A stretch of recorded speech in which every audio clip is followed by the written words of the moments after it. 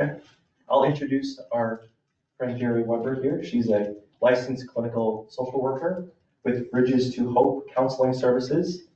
She has a presentation she's going to go through. If anybody needs anything, you can just ask. You can find us at the desk. And she'll be available for questions afterwards, she said. But if anybody needs anything, just let me know. But I'll introduce Jerry Weber.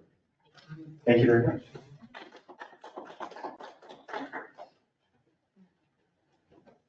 So I'm hoping that this could be a little bit of a conversation between us. Like Jeremy said, I am a therapist. I've been a clinical therapist for about 20 years. Prior to that, I was a hospice social worker. And so I've had some experiences personally and professionally with death. I got my bachelor's degree from USD and my master's degree from the University of Iowa. And right now I am finishing up seminary and I am working towards ordination. And hopefully I'll have that done in the spring. So I have also been married to a paramedic for the last 37 years, and we have 2 children. Both adults, one lives in Yankton and one lives in Sioux Falls. So talking about grief is vulnerable, and I just want to acknowledge that it can be painful to talk about it or hear about it tonight. So if you have a reaction, it's normal, and don't feel bad about that or weird about it. But if you do want to talk about it when I'm done, I'll be happy to visit with you, or I could give you my phone number and we could talk another time. It's especially important to talk about grief this time of year because it's darker, it's getting cold, we've got holidays coming, and if you've had a loss, even if the loss was a long time ago, this can be a time where you feel it more intensely. Grief is intimate, it's vulnerable, and it's lonely. And I'm sure all of you have had life experiences that include grief. And so,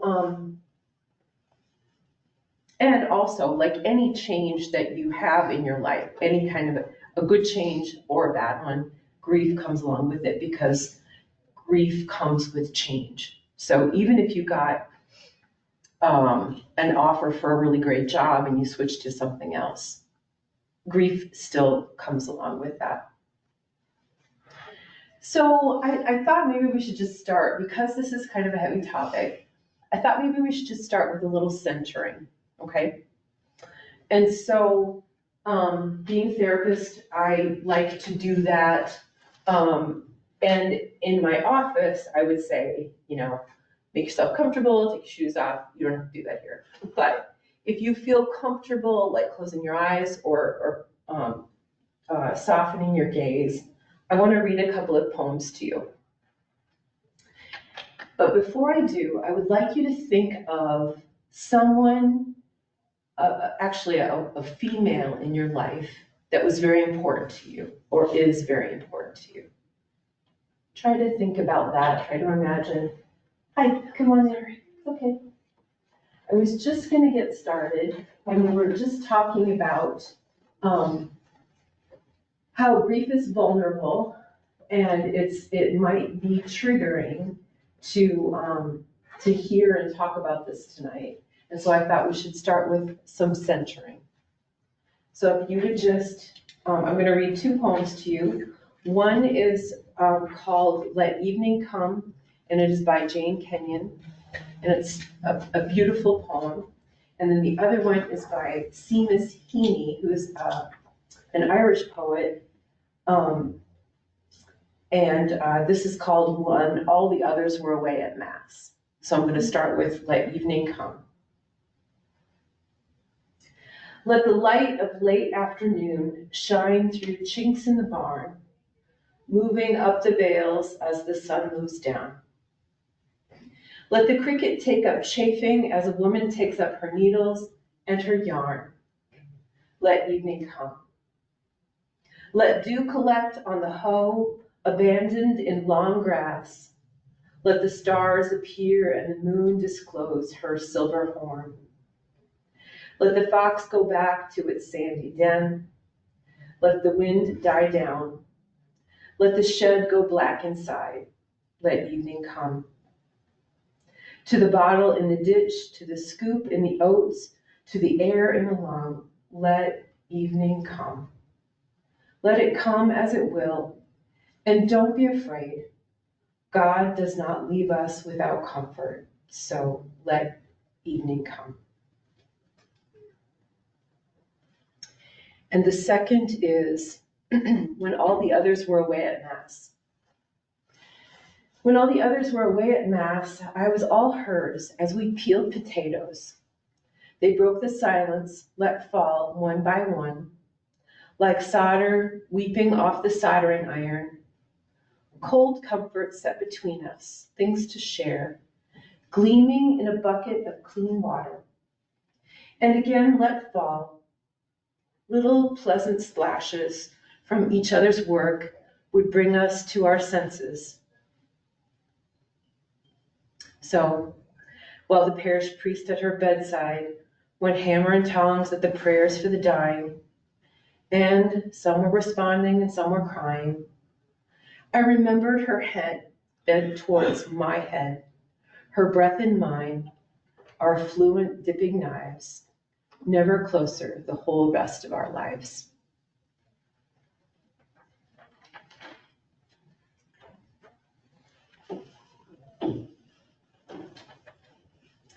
So I think it's a really good idea to talk about grief and to understand grief. In my family history, I grew up with a mother who had lost her mother when she was about 16. It was sudden death, and it was very traumatic. And so my growing up, we always talked about death, and we talked about how we make that loss, how we integrate that into our lives. Because once you have a loss, your normal is never the same, and you have to figure out how to move through it. Not that you're going to forget, and not that your life will ever be the same.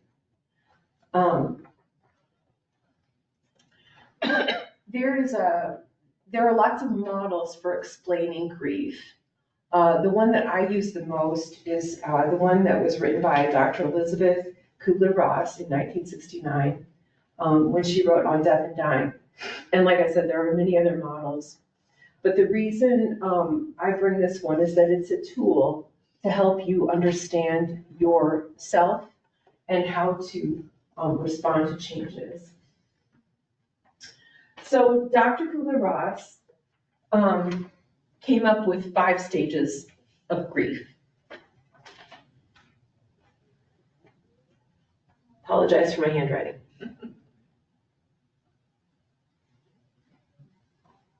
Denial. I always have to look it up. Anger.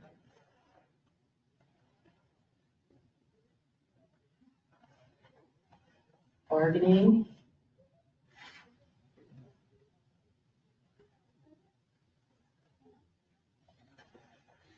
Depression.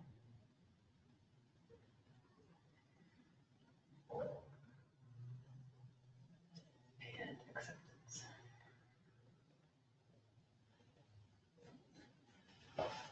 Okay. So in our culture, whenever we get a list like that, we tend to just want to check it off. Like, okay, I got that one done, I'm gonna check it off. With the hope of going, boom, boom, boom, boom, now I'm good. Grief is not linear, and that's a real problem because it means we have to give ourselves time and also work. And also, with grief, you jump up and down and back and forth. And you might be through a whole process and find yourself at acceptance.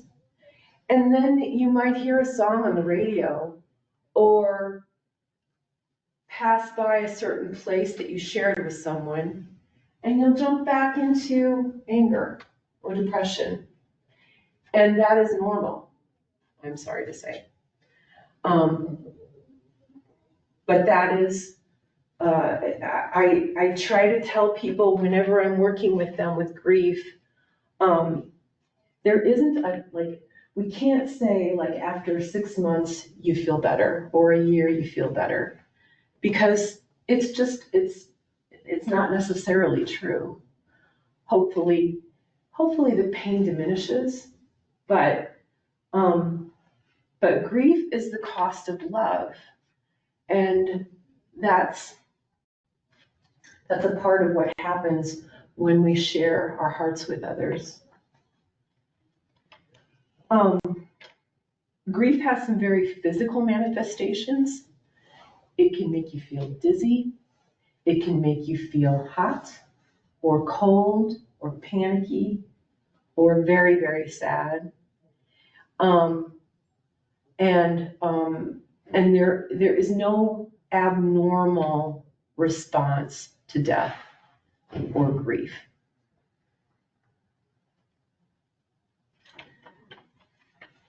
Now, let's just talk about the different stages. Denial is usually the first stage. Maybe you have had that call that someone has died, and you say, that can't be true. You must be mistaken. I just talked to them yesterday. Denial is very normal. It's probably the easiest stage to get through because you can't ignore when someone just stops existing.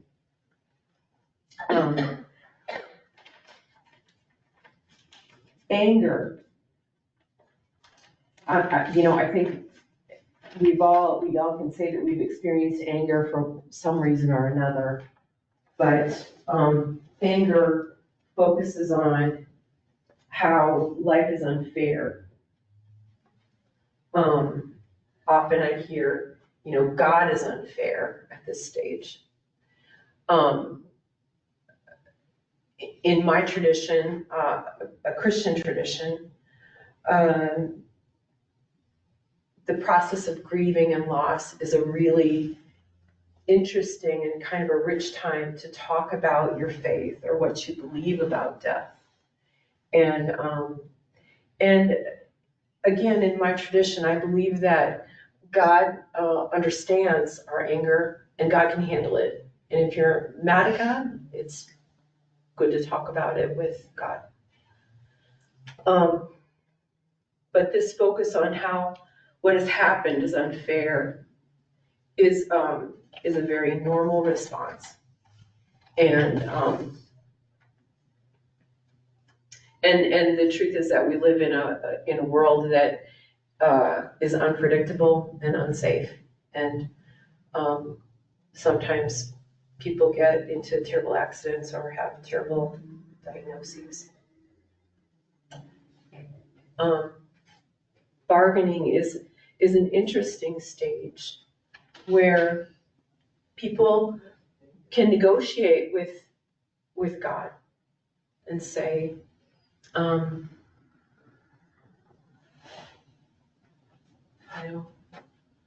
I would join the seminary. I would become a priest if you would this is just a dumb mistake, bring this person back. Sometimes bargaining includes regrets, where they say, if I'd only checked with her, she might still be here. Or if I had made that doctor's appointment, he'd still be here. And so in bargaining, it's really important to think about hope and looking for where can you come up with hope in this situation. With anger and with bargaining, I think it's a good idea to think about, how can I forgive myself in the midst of all of this? Where can I think about forgiveness so that it will ease the pain that I'm in?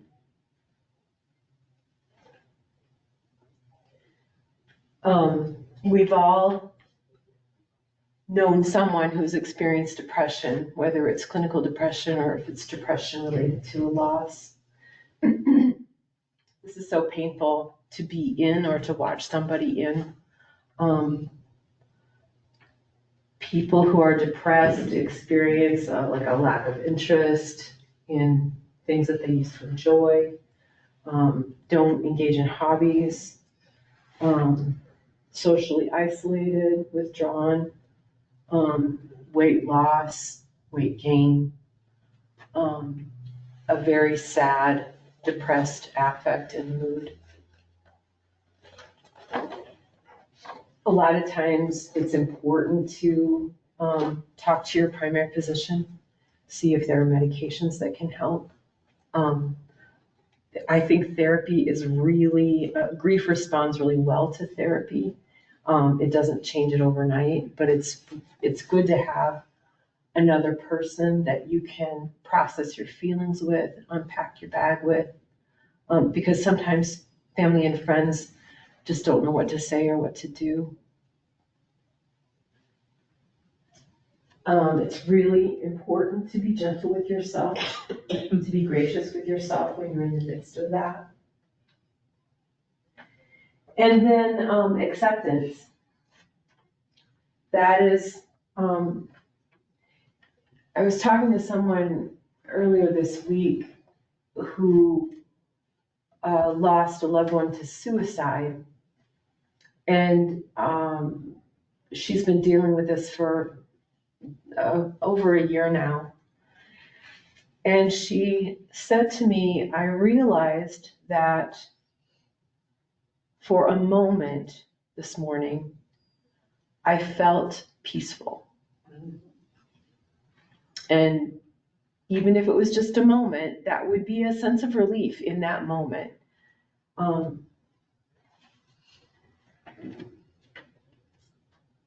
Acceptance is coming to terms with that. I have known folks who have fully accepted this new life circumstance and then will fall into another stage again. And I can't remember if I said this before, but if that happens, that doesn't mean that you've reversed the gains that you've had. That doesn't mean you failed at it. It just means that that it's real and it's hard and it's sad. With all losses and grief, another good option is a bereavement support group.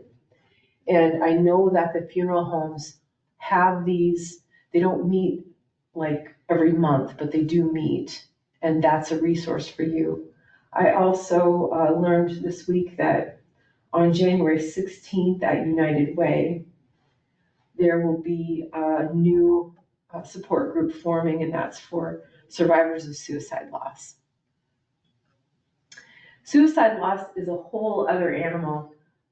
It's grief, but there is a kind of guilt that comes along with that loss that is very hard to retract. I'm going to make a blanket generalization, and again, you can disagree with whatever I say. But that acute stage, after somebody has died, and everybody's there, and you're planning a funeral, and people are bringing food, that is a moment, or that is a period of time where you just feel kind of shocked, numb. And that is very normal because your brain is trying to protect you. I have found that at about the 2 or 3 month mark, that is when you start to feel like the settling in of how your life is, this person is not going to come walking back through the door again. And that sadness can be very deep and dark at that time, and that can last for months, sometimes longer. And if it does, I mean, if your experience is that, or if you know someone who is in that dark spot, it just makes sense to try and encourage them to get extra help. Nobody has to be some kind of a hero in a situation like that. You know, we were built for connection and for community. That's how we were created. And so people can always say, no, thank you. But I think love means that we at least reach out and offer, you know, that there are other resources out there to help with that. So 6 months, that's pretty good. Yeah.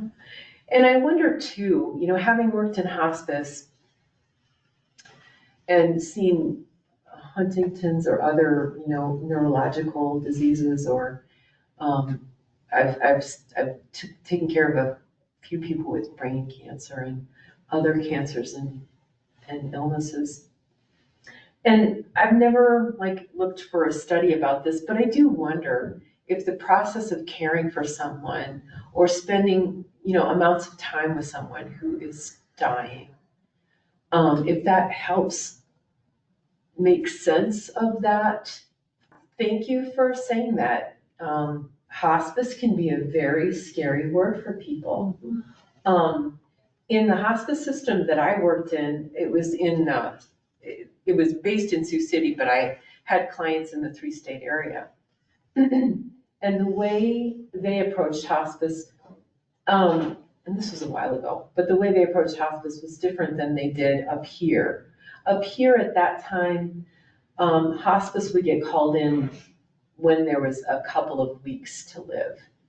In the hospice that I worked in, and I think, you know, we've got palliative care providers here, and doctors are becoming more comfortable with that process.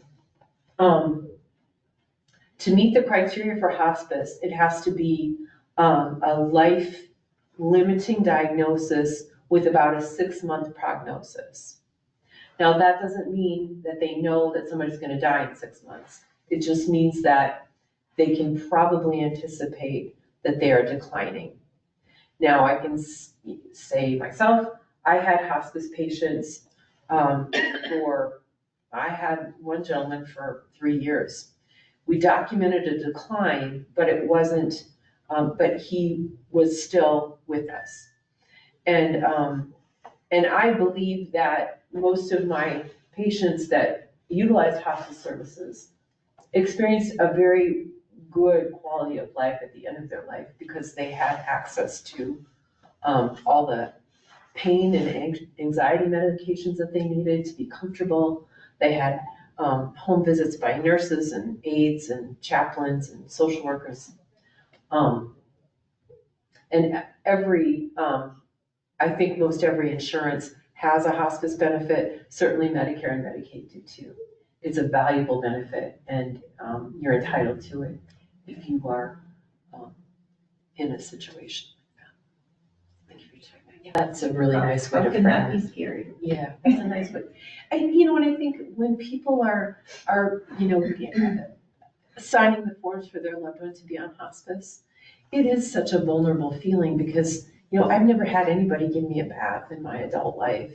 And that would feel scary. And if somebody was coming in to bathe my husband, that would feel really scary for me.